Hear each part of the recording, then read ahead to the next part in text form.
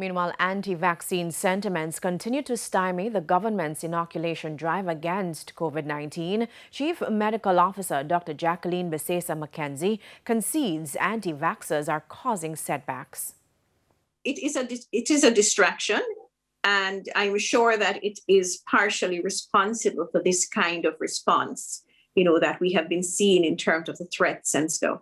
So it's a distraction, but what we have seen coming out of our blitzed up operations, that we certainly are getting more response to persons wanting to take the vaccine.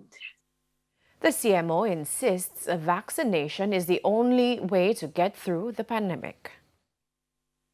The fact is that the more persons that don't get vaccinated puts not just themselves at risk, but it also puts at risk the persons who have been vaccinated, because the more multiplication of the virus you have is the more the opportunity for there to to develop mutations and for new strains to develop, which would cause a problem even for those who have been vaccinated.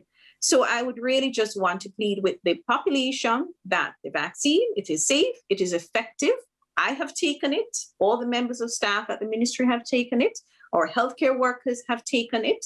And we are confident that this will help to protect our population.